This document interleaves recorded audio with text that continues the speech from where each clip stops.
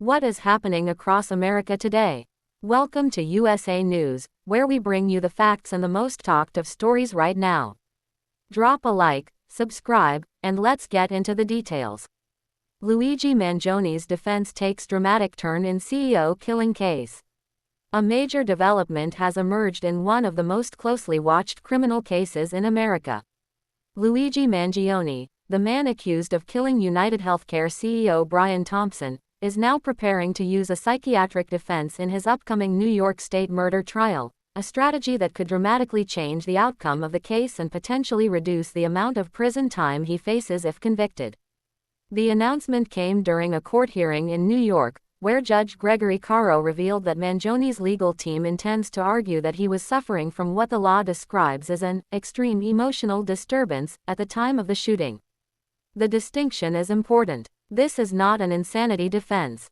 Mangione would still be held criminally responsible if a jury accepts the argument. However, under New York law, a successful extreme emotional disturbance defense could reduce a murder conviction to manslaughter. That difference is significant. A murder conviction could result in a sentence that keeps Mangione behind bars for life.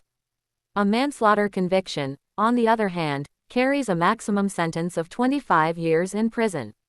The case has attracted nationwide attention since the fatal shooting of Brian Thompson in December 2024. According to prosecutors, Thompson was walking toward a Manhattan hotel for an investor conference when he was shot from behind by a masked gunman.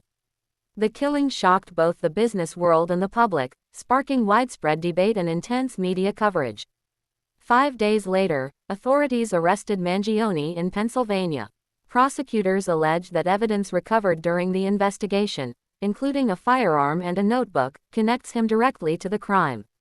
Court records indicate that investigators believe the notebook contained writings expressing hostility toward the health insurance industry and discussing violence against a healthcare executive. Mangione has pleaded not guilty to both state and federal charges. His legal team now faces the challenge of convincing jurors that he was acting under an extreme emotional disturbance at the time of the shooting. To succeed, the defense must demonstrate that the disturbance was so severe that it affected his ability to maintain self-control and that, from his perspective, there was a reasonable explanation for that mental state. Meanwhile, prosecutors are expected to challenge that argument aggressively. They have already requested an independent psychiatric evaluation and continue to pursue the case on multiple fronts. Public reaction to the latest development has been intense. Some observers see the defense strategy as a standard legal approach available under New York law. Others question whether the argument will persuade jurors in such a high-profile case involving a prominent corporate executive. The emotional weight of the case remains enormous for everyone involved. The family of Brian Thompson continues to mourn the loss of a husband, father, and business leader, while the legal proceedings surrounding Mangione have become the focus of national attention. As jury selection approaches, legal experts say the psychiatric defense could become one of the most important issues at trial. The stakes could not be higher. A decision by jurors on this single legal question may ultimately determine whether Mangione spends decades in prison, or potentially the rest of his life behind bars.